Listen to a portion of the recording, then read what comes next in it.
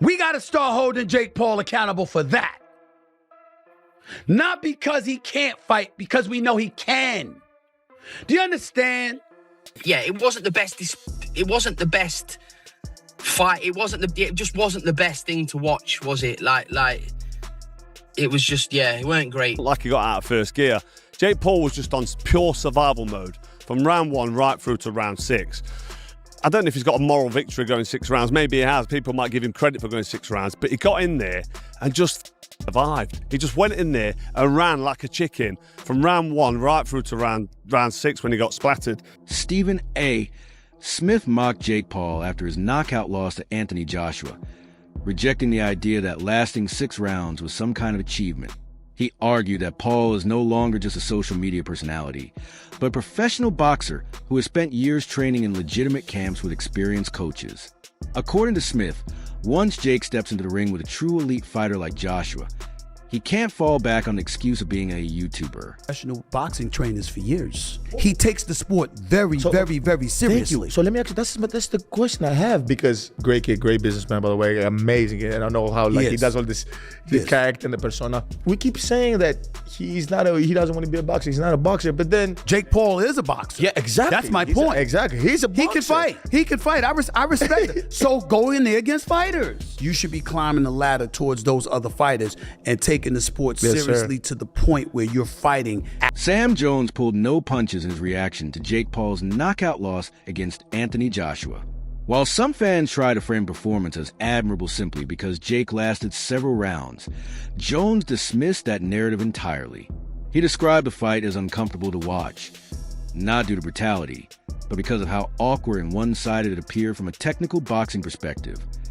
Jones made it clear that courage alone doesn't turn a mismatch into a quality contest.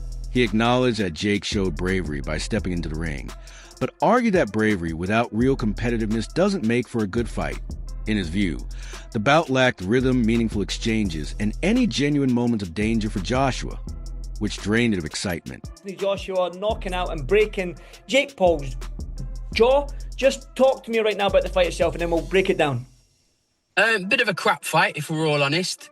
It was like watching Jaws 2 when all the kids went out on their boats and they were in the middle of the sea and the shark was just surrounding the boat, just like that's what it was like. It was just like a shark circling its prey and just like it was like nibbling and eventually got him. But Jake Paul showed big plums in there, no matter what anybody says about him, because I've seen people say, yeah, he went in there to survive. Yeah, okay, he went in there to survive. He's a guy that's been boxing a couple of years against a unified champion of the world who can really punch. It wasn't the best. It wasn't the best fight. It just wasn't the best thing to watch, was it? Like it was just, yeah, it weren't great. I just want to see now Tyson Fury against Anthony Joshua. I think at the stages of their careers they're at, AJ and Tyson Fury, we don't need to see interim fights, Andrew. We don't need to see interim fights because they're just potential banana skins.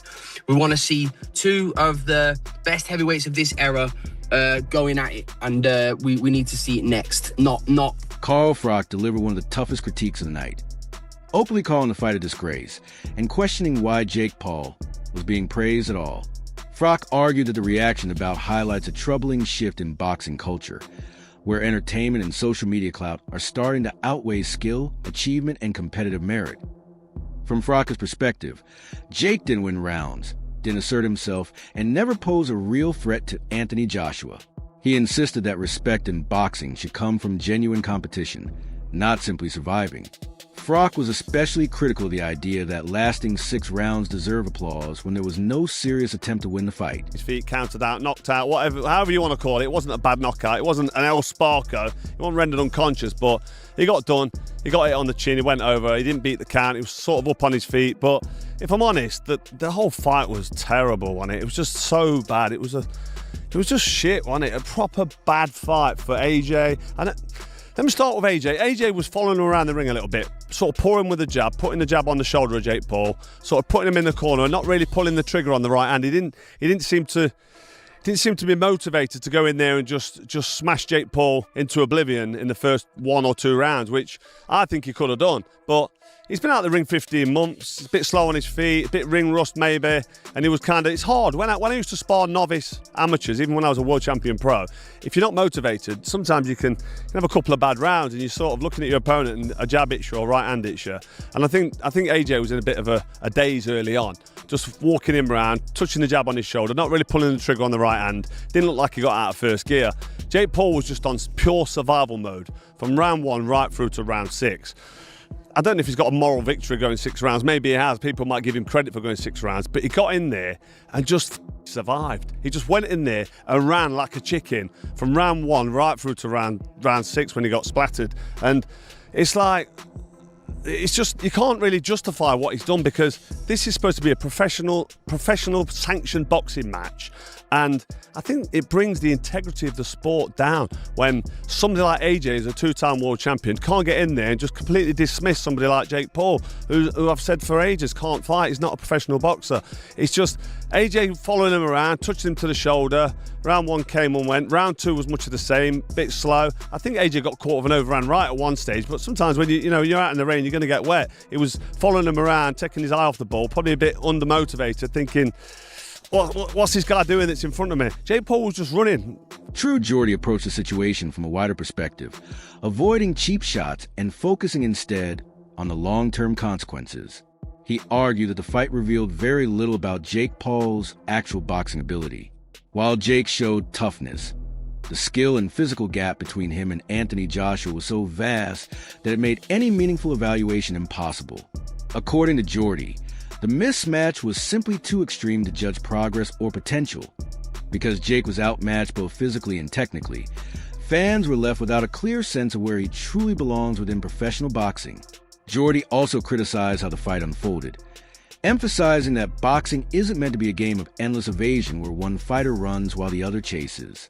In his view, Joshua remained patient and composed, but Jake's lack of engagement drained the bout of urgency and intensity. And when one guy isn't wanting to engage, it's really hard to pin them down and hurt them because they're not basically contributing to the sport. We're supposed to be fighting each other, not, you running away from me and me having to run after you. And we've seen this before in other boxing matches. It just makes it a very difficult night for the guy who's trying to be the aggressor, especially when you've got a ring that big and the guy who you're fighting is much smaller and therefore can just get on his bike and run for as long as he can. Now, to be fair to Jake, he did land some shots. He didn't just run, but generally, the game plan was to run a lot, hold whenever he had to. He dropped his knees for a fucking takedown quite a lot. I thought it was quite ironic that when he's fighting MMA guys, he boxes them, but when he's fighting a boxer, he was going for the wrestling. And there was a lot of criticism for those tactics, right? Online, even the commentary. Duke McKenzie delivered a direct and measured assessment, stressing that his comments weren't driven by hostility, but by experience. He argued that Anthony Joshua knocking out Jake Paul was all the evidence needed. There was no need to debate whether Joshua should have ended the fight sooner or looked more dominant. For McKenzie, the outcome reinforced a fundamental reality of the sport. Professional boxers are professionals for a reason, and content creators who step into that arena need to understand their limitations. Me of like when you got a fly on the windscreen and you're trying to swat it, and you're trying to swat it and you miss and you keep tapping, and then eventually, bang, you get it. That's exactly what that fight was. Jake Paul didn't get in there to win last night. He got in there to survive. And he didn't do a better job of surviving. He sold the fight brilliantly. That's what he is. He's a salesman. And he's a YouTuber, influencer, call him whatever you want. So from that perspective, he did his job, but he never got in there to win. He just got in there to get beat up. I'm glad Anthony Joshua done a number on him. This is why boxers are boxers, YouTubers, whatever they want to call themselves, influencers, they should stay in their lane and fight people that they're supposed to fight on their level. This guy was never on Anthony Joshua's level, and Joshua did what he needed to do, did what he had to do for the sake of boxing, and blow this guy out and just knock him out. What about the fact that Jake was able to land on him clean a couple of times? What did you make of that? Oh, listen, you can't get into the water without getting hit. fortunately for Joshua, that guy can't break an egg. So he was never in any danger. He was always going to get hit back. I mean, it was 6 rounds. Anthony Joshua was always going to take at least 1 or 2 shots over that 6-round period, but it was nothing to hurt him. It was nothing to bother him. And like I say, this is all about getting AJ's confidence back. If Jake Paul fights, if he fights KSI or KFC or whatever his name is, then those two are evenly matched, aren't they? They're evenly matched, and then they could fight, and then Lennox Lewis offered a calmer and more measured response than many of the harsher critics. He acknowledged that Jake Paul lasting into the later rounds deserved some level of credit, while also pushing back on criticism aimed at Anthony Joshua. From Lewis's perspective, Joshua stayed composed, controlled the tempo, and avoided taking unnecessary risks throughout the fight. The fact that he did that, it was good because, we didn't think it was going to go 6 rounds. We thought it was going to go 2. So the fact that he made 6 rounds is an accomplishment for Jake Paul. Was there anything that stuck out with you from the fight? Yeah, really, who was in better shape? I thought that Joshua was in great shape compared to Jake Paul, because he was running around the ring. You guys gotta walk, and that takes out a lot of energy, especially when you're not used to it. Were you gotta keep going, guys. with Excuse me. him going 6 rounds in terms of someone like the stature of AJ should have maybe gotten him out of there early? Well, that's what we wanted to happen, but we have to look at what was going on in AJ's life. He was out for 15 months. So this is like a little warm-up for him, and he needed it. Do you look good to you, AJ? In your opinion? For being out 15 months? Mm-hmm. Yeah. After the fight, focus has turned to what comes next for Jake Paul. Many observers believe heavyweight is simply the wrong division for him, pointing to the obvious physical mismatch and the heightened risk involved. A move to cruiserweight, something Jake himself has shown interest in, could provide a more realistic setting to assess his abilities. Competing against fighters closer to his natural size will create fairer matchups and allow for a clearer evaluation of his development. Critics argue that if Jake genuinely wants credibility in boxing, opponent selection will be key. Facing the right level of competition in the correct weight class would offer meaningful insight into his progress. Carefully chosen cruiserweight bouts could help determine whether he's evolving into a legitimate boxer or relying on durability and promotion to get by. Without taking that step, questions about his true level are likely to remain unanswered. The kind of effort he gave. Now, I know it's not easy to fight a guy that's running away from you, and Jake Paul made a ring bigger. It was 22 by 22 as opposed to 20 huge ring. When I was looking at it, I'm like, holy shit, this ring's massive. I had said before the fight, I tweeted, I said, it was like a soccer field that they were, fighting in, right? Yeah. And, it's not easy to do that, but he just looked poor in there and like he didn't really care. And, you're being paid that much money and people are, I looked at tickets today just to see on their ticket map how many tickets were left and what it was like. And there was tickets being sold for $3,500. And then this is the kind of performance, if you're AJ, that you give when you're being paid $35 million and people are paying that much money to get in. I thought that was, the whole show was awful. Netflix ought to be embarrassed for putting that on, but that main event was just wow bad. What was your reaction when you saw Jake Paul's game plan, which was to kind of clinch up with AJ, but then he kept doing this weird thing. It was almost half a takedown where he would dive at his legs, right? He'd end up on the ground, and the referee just let it go on for the whole fight until he started getting hurt a little bit, and then he counted him as knockdowns. It was wild. Yeah, I thought Christopher Young officiated a terrible fight. I thought the only thing that he really did good in the fight was when he said the fans aren't paying to watch this crap, right? Yes. Because he was right about that. But when, I thought he should have been warning Jake a lot during the fight, right? Jake's holding, Jake's grabbing the legs. I mean, Jake was flinging himself down, a number of times. And even that low blow, I don't want to say it wasn't a low blow that, because we couldn't tell where that knee went, but certainly. Ariel Helwani offered a measured perspective that blended criticism with genuine concern. He said Jake Paul deserves a degree of respect for repeatedly putting himself in dangerous situations. At the same time, Helwani stressed that Anthony Joshua had to be cautious, noting that a more serious injury to Jake could have led to severe consequences, both physically and for the sport's public image. Helwani argued that when established champions step into the ring with crossover fighters, there's an added responsibility to prioritize safety. In his view, these matchups carry risks that go beyond the result itself, making careful conduct in the ring especially important. And I thought that was getting to him a little bit. Do I think he was playing with his food? No, there were a couple times where he was going to the body and I was like, why aren't you going to the head? Why? Like, the head is open. Upstairs is open. And I was surprised that he wasn't going there. But, you know, any of this nonsense, script, bullshit. Like, if you subscribe to that notion, you're an absolute idiot. You're an absolute idiot. There is no reason for, you know, first of all, you go to jail. Why would Netflix, the biggest streaming platform in the world, partake in anything like that? Just use your brain.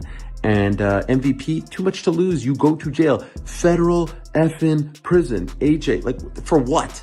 For what? He doesn't need it. He doesn't need more money. It's great, but to risk this? No, look at what's going on with the gambling. No way. There's no way. My respect for Jake has grown. I know people don't like to give him credit. You fight amateur, influencer, pro boxing. You have my respect. I don't care what kind of fighter you are. I don't care how many wins you have. You step through those ropes. You have my respect. He lasted 6 rounds. Most didn't think he would. I think the line as far as how many rounds was 2.5. So clearly most people thought he would be out of there around that point. And I think a lot of people were going with the under. He had some moments. He had the antics. You know, obviously the takedowns and all that weren't great. But golly, I think he was tired. You know, the ring was bigger and everyone said that was going to benefit him, the 22x22 ring. But, you know, cardio has been an issue for him. And so when you're circling and dancing, you're going to get tired. You're going to gas out. And I think that happened. Arms were down and he was getting pinned. He was getting cornered and he was getting, you know, AJ was doing a great job, I think, of not letting the fight. That's it for today's video. Stay tuned for more, and until next time, take care.